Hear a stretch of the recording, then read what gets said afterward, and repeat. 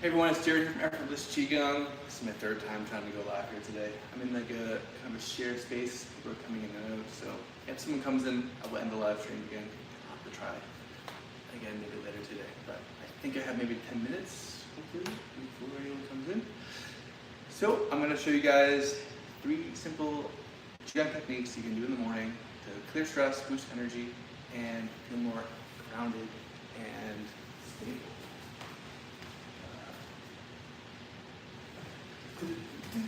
So, this first one is the first movement of the 8 brocades, which is an ancient Qigong style that was developed by a general that he would lead his troops through, or he had his troops practice, so that they could stay strong, fit, and healthy in mind and body, but also to have a healthy, harmonious nervous system, which I think is really important for warriors and people who are, moving a lot, exercising a lot, people who are dealing with stressful situations. And I think that it's the power of this set that is why it's been handed on for thousands of years. Okay, so, and of course there's variations of the 8 brocades, but this is the one that I've learned. So I'm going to show you the first movement here. So, with this one, you inhale as your fingers interconnect. You breathe in, the hands go up. You go up on your tippy toe. Exhale down. Stretch to the side. Inhale back to center. And exhale to the other side. And then inhale. Exhale, the arms float down nice and slow.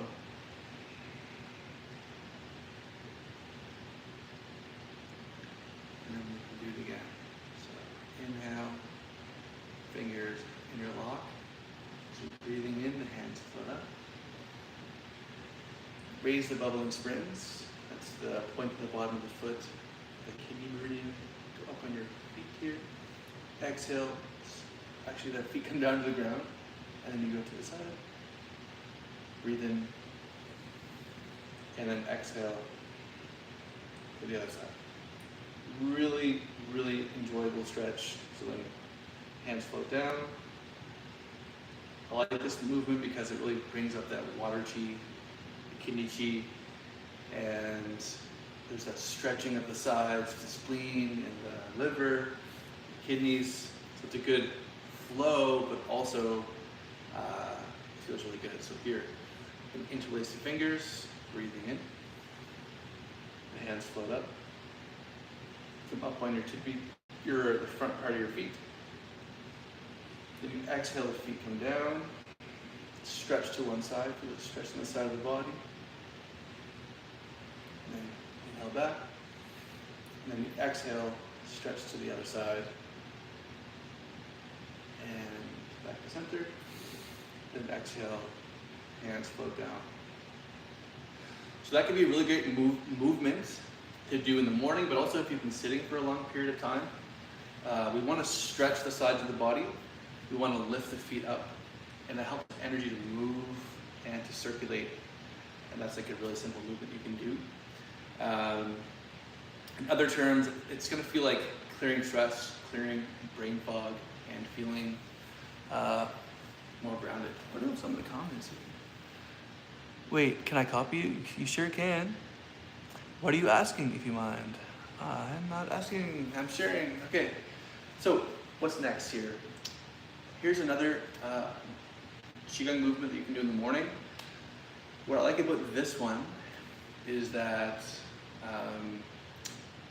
it's more relaxing and helps to kind of calm the body in the morning, while also being a bit of an activator. So you breathe the hands up. You touch the hands together. You exhale. You brush down the back of the neck. This feels really good. And then down the front of the body. And then you brush down the back, the legs, to the feet. And then you come up like this, onto your toes. Then you drop and relax.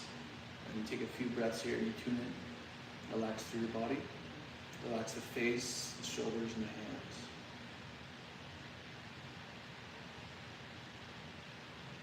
And you tune in.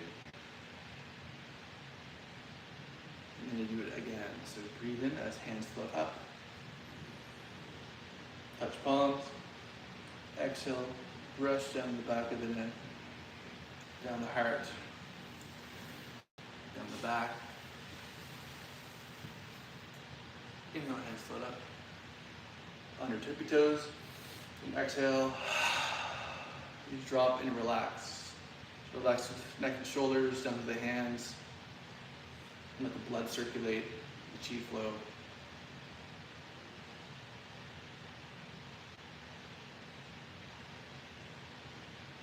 Nice. Okay. So the next Qigong movement we're going to do in the morning is called spinal cord breathing. So the spine is like an extension of the brain essentially. So it's really important that we keep it strong and flexible and move it in a variety of direction. We want to keep it supple, strong, and relaxed. So this movement is great for doing in the morning to kind of clear stress, tension, to open up the ribs as well. And it's called spinal cord breathing. So here you keep your arms nice and relaxed. As you breathe in, you open up and look up toward the sky. And then when you breathe out, you're going to round the spine, tuck the tailbone, and you inhale. So you're removing the spine. Spinal cord breathing. This is a simple Qigong movement. But it's one of the Qigong movements I feel like you can do, especially as a beginner, to start to move your spine. And just moving the spine, massaging the spine, opening the ribs, and deep, slow breathing. That is like a really, to me, a really simple way to get into Qigong, because your breath, we all know that if we don't breathe that we die. So your breath is one of the fastest ways to energy. And the breath is also kind of our key into our autonomic nervous system, so we can help to regulate stress, get rid of that fight or flight response. And so slow, deep breathing like this, combined with mindful movement, is how we do that. So exhale, arms down. Cool, so those are the 3 movements. I managed to show you that before anyone came in, because yeah, I'm in a shared space, so I will have to turn off the light if someone comes in. But so that's that. You know, Qigong is a fantastic practice, and make sure if you like some of these movements, if this is interesting to you, I have a bunch of routines here on YouTube. You can check it out. But I'm going to keep showing you guys some movements. Hopefully people can come in, get inspired, and they can start practicing Qigong. Okay, this next one's good for balance. So I like to do this one. You bring the leg up and you give yourself a hug like this. You just find a good spot to balance. As we get older, it's really important that we maintain our balance. It's part of our fitness routine. So if you can do this for 10 seconds, that's pretty good. Okay? And then we can do the other side as well. Okay? It's good. It stretches the groin, the hip muscles, and works on the balance, strengthens the leg.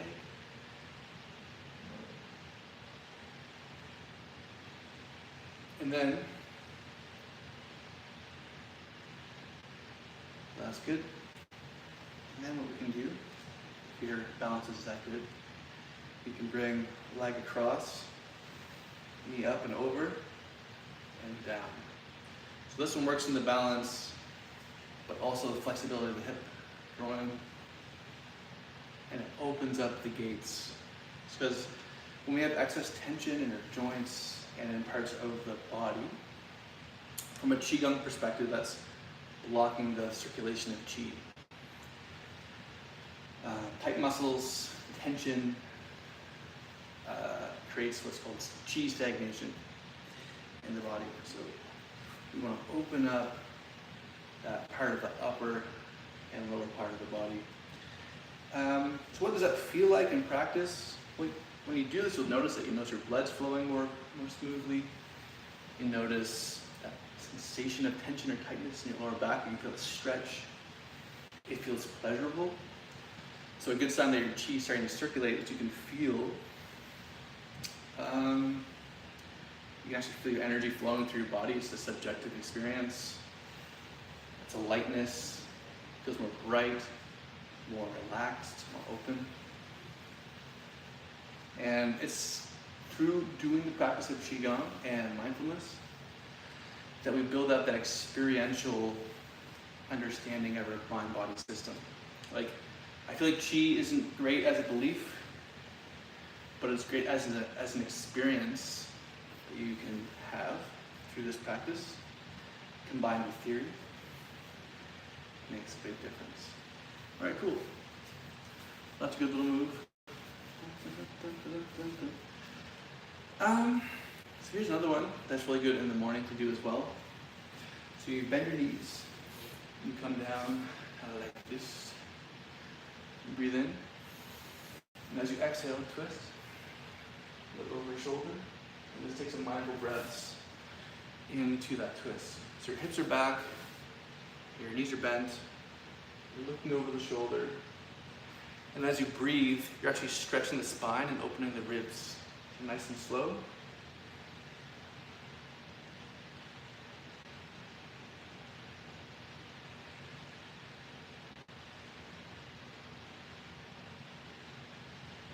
So you're holding this movement, and as you breathe with a gentle twist, what happens is that you start to stretch and open the ribs, the spine, the neck, and then we can switch to the other side. Do the same thing.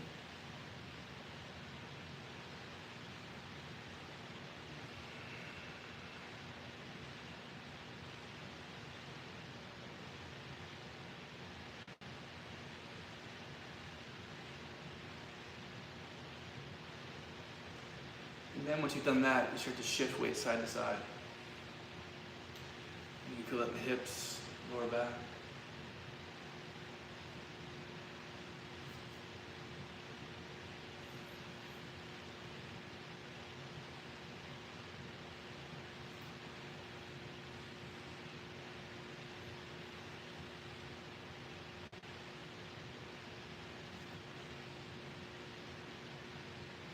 And then you can fold forward, stretching the back and the lower back, relaxing neck and shoulders.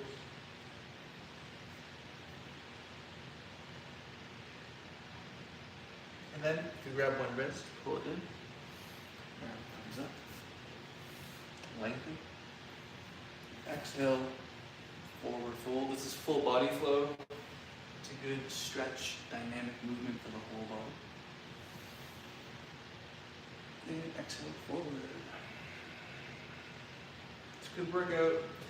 Another good movement to have in that morning routine, or for you want to have some mobility in your Qigong practice. To develop that mind-body fitness, that good Qi, you want to have a strong, fit body as well.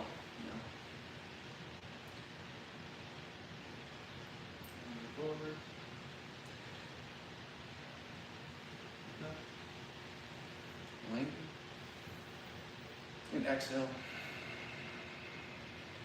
Arms float down. Nice. Yeah, so there are thousands of Qigong movements, thousands of Qigong techniques. And I think life offers us a unique opportunity to explore our mind-body system. When I first got into practicing Qigong, which are these movements I've just been showing you, I had chronic stress, anger, back pain, and Qigong has been one of the foundational habits that's helped me to mature, to grow, to clear that stress, and to improve my understanding of my body, my mind, and how they're related.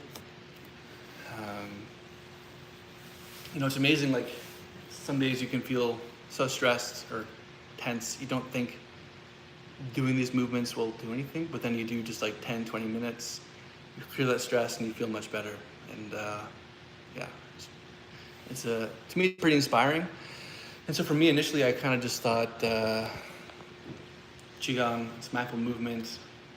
They talk about energy, Qi, but maybe that Qi is sort of a cultural saying. It doesn't have any, proof. But then as you start to practice, okay, so Qi is this subtle life force energy that we all have that can be cultivated and worked on, and you start to actually get that direct experience. It stops being woo, becomes more like, if you've ever felt happiness or sadness or any emotion or sensation, it's just like part of that, but you just never, in our culture, we were never told to be aware of it, to cultivate that awareness of it, and to improve its quality. So, yeah, that's exciting. There's so many great, even seated, there's lots of different movements. And one of the cool things about practicing Qigong as well is that it's good for like the left and right side of the brain. It's good for new neural connections. For example, this is a simple movement, but I find a lot of people, including myself, it helps to work on the brain fitness. So your hand's moving like this, right?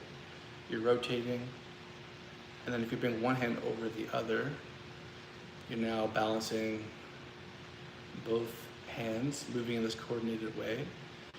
This helps to stretch the fingers, the tendons. It brings your awareness into your body and out of your chronic thinking, all the stuff you're thinking about. It's a good massage for the muscles and the wrists too. It feels good. And you can change the direction.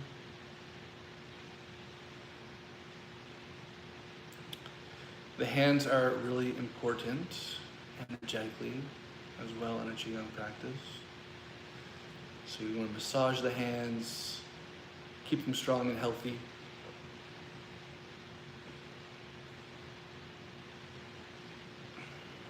Okay, so you can do that. And then just slow that down. You bring the hands out. You might feel the blood circulation a bit more on the hands. But it's funny, if you shake the hands like this, it looks funny, but it feels really good. Inhale through your nose. And you sigh. This is a really good way for clearing stress. When animals are stressed in the wild, they'll they'll go into fight or flight mode, right? Deal with whatever situation is there. But when it's over, they'll shake it loose. The nervous system will come back into balance and they move on. But humans, because we tell stories and we're so visually oriented, so story oriented, we get stuck in a stressful situation and we can carry that all day. But when we go straight to the nervous system, it can help us to clear that stress. Okay, then you switch the hand over, you do it the other way like this. Inhale through the nose. And you sigh, and breathe in again. And sigh. And if you slow it down, like this, place your hands on your legs. Sit comfortably and take slow, deep breath in. Slow, deep breath out. You can feel the activation, buzzing and tingling in the hands, right? Because we just moved all the nerves, the blood circulating. And it's that combination of nerves and blood and all the cellular functions in the hands that is Qi. That's your life force energy. Activating it by shaking, massaging, and addressing those areas. Okay? Qi doesn't need to be magic. It's just a holistic term to describe all these functions happening at once. Okay, so there we go. Qi activated in the hands. Nice. So once you have that going, this activation of Qi, of your life force energy, then in Qigong we go into a flow. Okay, there's lots of different flows. This one's called Buddha holds up the earth. So your hands start low like this. And here we combine mindful movement with breathing to create a relaxation. So you breathe in nice and slow. Hands float up. Hands turn to face the sky as you look up. And then exhale. They float down. And you can feel a wave of relaxation washing over you as you do this, if you follow along. Don't worry about it being perfect. And then breathe in. Your hands, thumbs turn out, face the sky. And exhale. Float down. And then again, breathe in.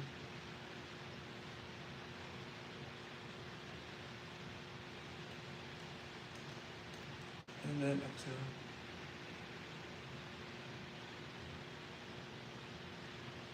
I'll do it one more time. Breathe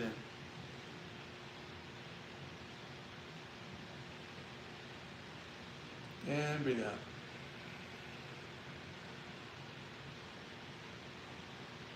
Nice. So that flow is called Buddha holds up the earth. It's really good to do as well.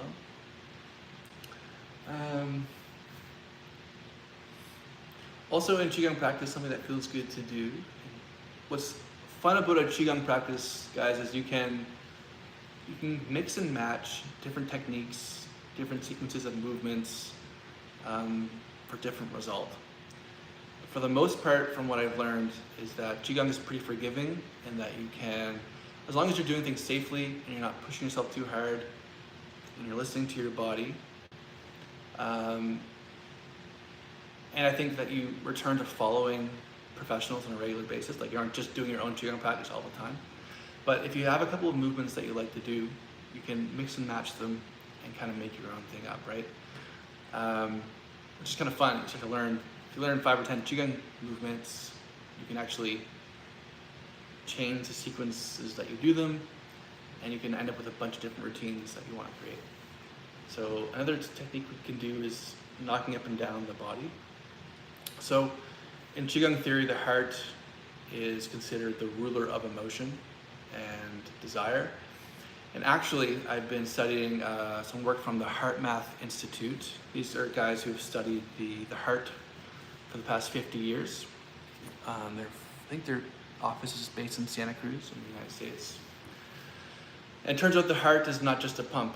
It's a very complex organ that does a lot more than just pumping blood. They've discovered that the heart actually has essentially neurons in it, so it's actually an intelligence center. This isn't just something that yogis made up or people in Chinese medicine made up calling this an energetic center. We actually have scientific research that shows this is the case. The heart actually sends information to the brain, and the brain sends information to the heart. It's not just heart or brain controlling heart, controlling body. It turns out there's actually a reciprocation happening between these two intelligence centers. The heart has its own thinking process that can be separate from the brain and vice versa. And there are parts of the nervous system in the brain that reconcile and integrate that communication. The heart also operates and functions through many feedback mechanisms like hormones, biological signals, and energetic fields. Okay, so it's a very complex heart, and to really understand the heart, you're gonna have to even expand your conception of what the human body is, how it actually functions. The human body is not a machine, it's not a computer. It's far more advanced than any machine that we've created. It's a living, self-organizing thing. We can go into more about what that it means in the future, but it's very amazing that we have these bodies and that they work. In Qigong, in Chinese medicine, they say 99% of being human is cared for you, right? Like, we don't have to consciously think about digesting our food or pumping the blood, or, we have billions of cells that make up our body. Each one of those is doing so many functions. And when you zoom into even how DNA is coded, as the DNA DNA, the helix has these little, they're called like machines or coders. Like when you zoom right into like the DNA, and these little guys are running up and down, or they're writing DNA. And for each sequence of DNA, they'll run like billions of computations per second. So that's how complex your body is. There's, per each little function of DNA, there are these little machines that are like microscopic, running billions of quantum decisions just to make just to write the DNA strands. And they'll even like if they make a mistake, they'll even back up, unpair, and rebind. So anyway, our bodies are very mysterious. They are a miracle. So one of the things we can do to free up energy or stuckness in the heart is actually gently knocking up and down the heart center. Breathe in through the nose, slow deep breathing. And exhale through the mouth.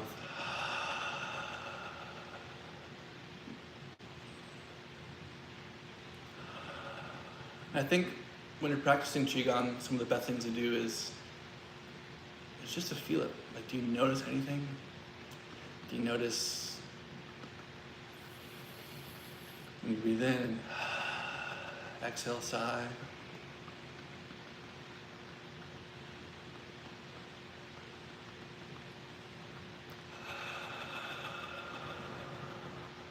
And then you can tap down the inside of the arm to the wrist, and not the outside of the arm. So this is called self-acupressure or self-massage. So here we're tapping up and down the muscle.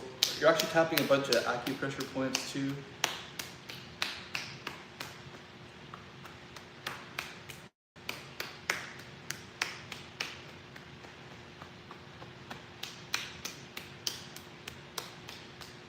And then come across the chest and knock down the inside of the other arm.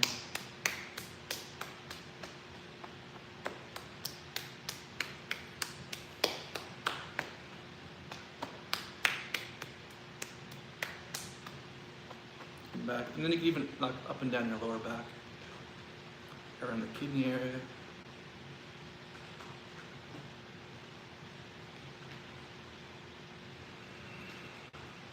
Continuing to breathe in and out of the nose.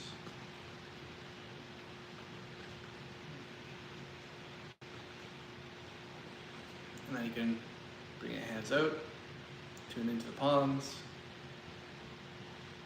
Feel any buzzing or tingling, any activation. If you like, you could bring your hands to a prayer position, hold them in front of the heart, gently press into the sternum. Take some mindful breaths here. Smile into your face and into the heart.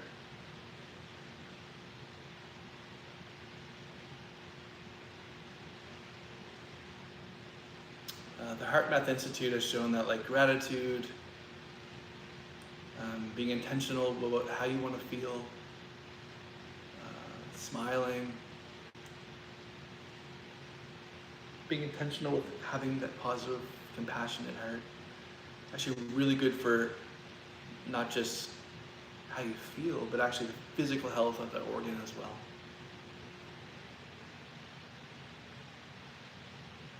Nice. And then if you'd like, you can actually bring these 2 fingers here and touch them in between the third eye. Bring your focus into your forehead and then breathe.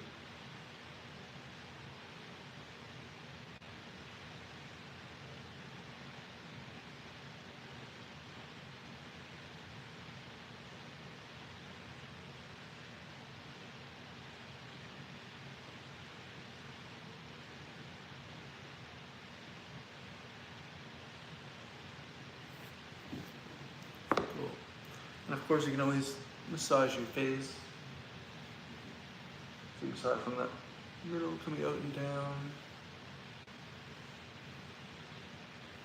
You can run your fingers through your hair, or lack of hair, your head, and down.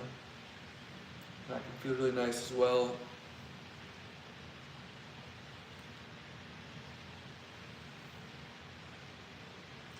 We want to bring the chi down and out. So bring this down, we'll move it down, out to the side.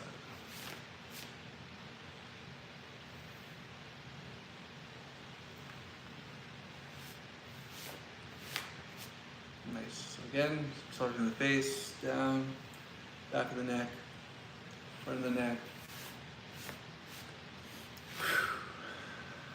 Cool. So what I like about that one is it calms the nervous system, brings the chi down from the head, and yeah, it's nice and relaxing. Okay, another thing that feels good is around the ear. Just like massage around the ear like this.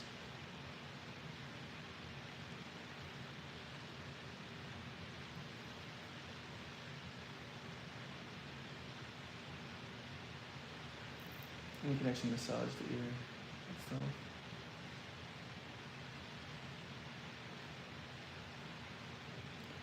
And then if you stick your jaw forward, right in there is a kind of a sensitive acupressure point right below the earlobe. You can stick your jaw out. There's a little bit of a gap there. Right in there. You can use maybe 2 fingers. Don't push too hard, but and then breathe. What's nice if you find like a tender acupressure point, it's just to relax, hold the pressure, and then you breathe into it and observe. So this one's good for kind of clearing brain fog.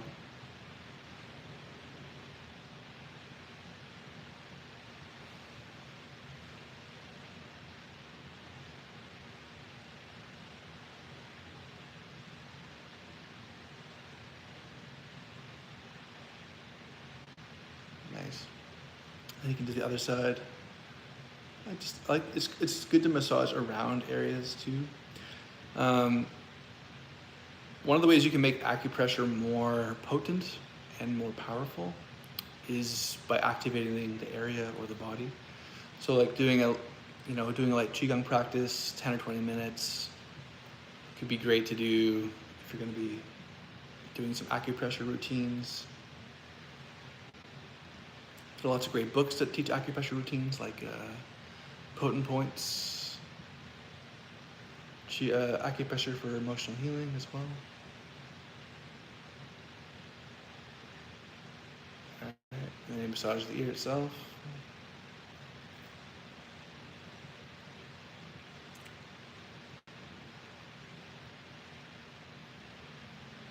Then jaw forward and just that point right below the earlobe. As you press into it, if you've activated that area, you might feel the acupressure point causing some shift in the energy. I think it's always good to it's good to read up on what acupressure points do from a Chinese medicine perspective, but then also it's another thing to do that point and get to know it and familiarize yourself with the point with open curiosity, right? Because we don't always know exactly what it does, which makes sense given how Chinese medicine is framed, right? Because it's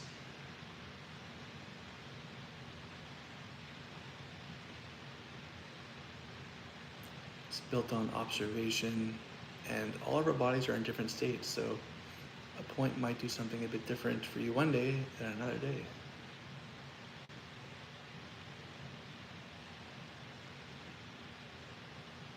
Then if you try both at the same time,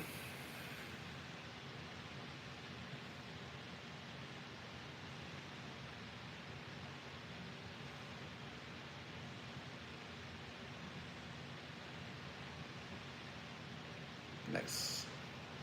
Another nice one to do, I can remember early on when I was just getting into Qigong practice, the first time I ever massaged the back of my own neck, I was like, how is it possible that I've lived 25 years and I've never massaged the back of my own neck? Okay, so here, you can interlace your fingers take a few thumbs. You might explore the back of your own neck. There's a bunch of acupressure points all on the back of the neck here. I don't know if you guys can see them, but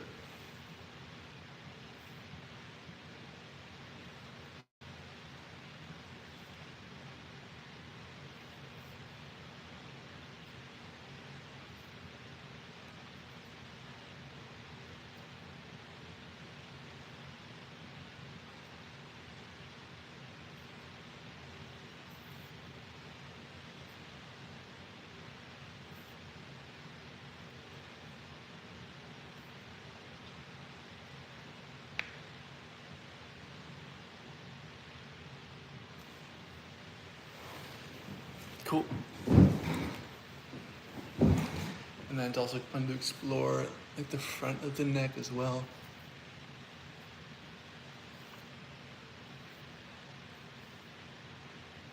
Massaging down.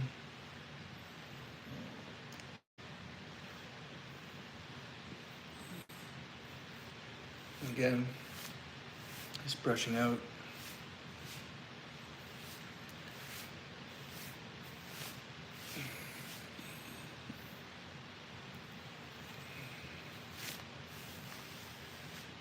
Nice.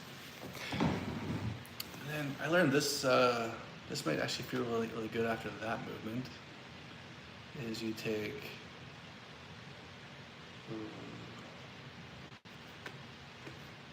right, left hand here, right hand here, I think. Yeah, there you go. It's like a safety hug, so. Yeah. Left arm comes and touches the ribs. The right arm touches the other arm. And you just breathe here.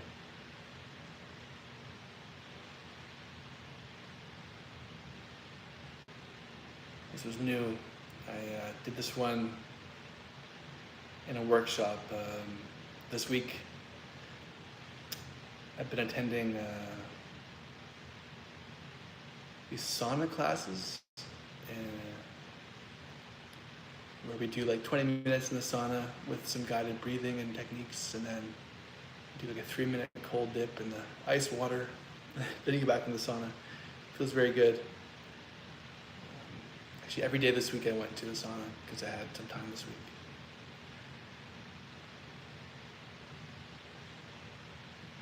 Yeah, that's nice. Cool.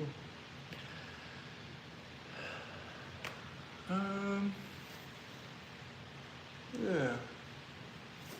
So, you know, when I was doing my Qigong certification, Qigong was described as, it's like when you start to practice this ancient art, it's like you're exploring this big castle, and the castle has many different rooms within it. And every time you're doing a different technique or different practice, it's like you're discovering these different treasures that are hidden amongst this castle. And I've come to learn that this castle is an infinite castle with infinite rooms, and you can explore this wonderful castle for your entire life, and it will continue to provide treasure for you. And that treasure is that cultivation of your energy, of your mind, body, fitness, and your clarity of mind.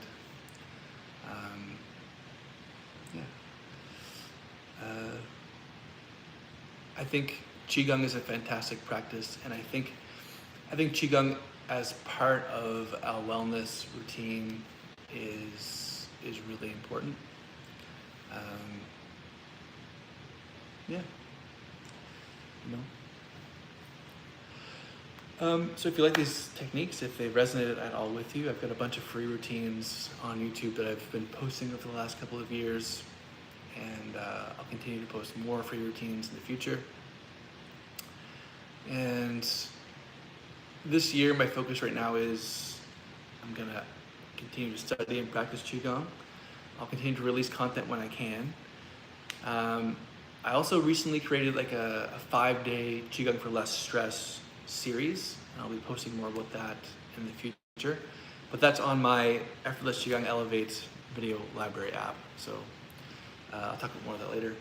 And you can also check out that Effortless Qigong Elevate app for free with a 14-day free trial. It'd be great if you were interested. You check it out for free. You can cancel just to get in there and take a look. Give me some feedback on the app. That means a lot to me. There's about 25 people in my app right now. So it's cool to have more people coming in and checking out the space as it continues to grow, as Effortless Qigong grows. You know, like, I think my growth has been slow over the years as I've been sharing this content. You know, Qigong's a pretty niche thing. It's a pretty small, like, not everyone knows about what this is or even would be interested in trying it. But yeah, I think, you know, big trees, those big redwood trees, take hundreds of years, thousands of years to grow, right? And so I think Effortless Qigong continue to grow slowly, persistently over time. And so I'm really grateful for those who watch my videos, who follow along with me and enjoy this ancient practice together. Qigong is something like 3,000 years old, and it's been handed down for all these years. And so it's always good to say thank you to all those people who practiced this technique, who protected it, who handed it down through generations. You know, a lot of Qigong techniques and styles had to remain hidden for various parts of human history. So it's only really now in the modern day that we are open-minded enough and civilized enough to be sharing these techniques. And so, yes, Qigong comes from ancient China, and it's actually, the word Qigong is about 50 or 60 years old. So Qigong is a modern term, and it's actually a modern take on these ancient energetic practices that were cultivated for thousands of years. There's a man in China, I don't know his name, but he's a scientist, and he essentially studied human potential, like what techniques or fields of knowledge are there out there that can help humans advance themselves, to become more advanced people or beings. And through his research, he claimed that Qigong is one of the most advanced forms of technology that has ever been developed by man. And its ability to promote health, longevity, to cultivate a wise, integrated mind-body system. It's a form of fitness that isn't as easy to describe as, say, being able to run, you know, developing big muscles. But I think it's equally as important. And I think Qigong should be central to a lot of fitness regimes. So yeah, it's important to run, to lift weights, to stretch, to have balance, to eat well, to socialize. But we also want to move slowly, to breathe, to relax, to move in a variety of different ways, to stretch, to massage our bodies, to massages at acupressure points, and then also to move and circulate and tonify, to strengthen that chi, that life force energy, that sort of subtle energetic aspects of ourselves. And yeah, that's a Qigong practice. I know for me, it took me a bit of time to, you know, because like when you're born into a culture, like, I got 2% battery here, so I'll end this in like 5 seconds. But when you're born into a culture, like I'm Western, you tend to assume that your culture, that their framework is like the only true framework. And of course, a lot of things like from Qigong and yoga, these things don't fit into the scientific framework as we're presented it. And so I've had to do a lot of reading and thinking about this and trying to merge, you know, reading Western books on science and then Chinese medicine, and trying to say, do these things conflict, or do they overlap, but maybe they're just different lenses? And my opinion is that these things overlap, they are different lenses, and that the traditional Chinese medicine and Qi way of looking at the human body is valuable just as much as the Western one. They're different. They're different aspects of things. Like there's that saying of the 5 blind wise men feeling an elephant, and one guy's like, oh, elephant is like a big stick, it's a tusk. Oh no, the elephant is like a big long tube, or it's a brush, or it's a big trunk, like the leg of the elephant, right? Each blind man is feeling a different aspect of the elephant, and they're all arguing about which is the right way of looking at it. And I think that's true when it comes to like health, fitness, nutrition, Qigong, yoga, even within Qigong, even within yoga, there's all these different ways that we can conceptualize these things. But yeah, I hope that you can explore Qigong. We live in an age of information. You can practice Qigong for free, or you can invest more into it to go deeper with lots of different teachers, including myself. I hope you do so. I'll see you in the next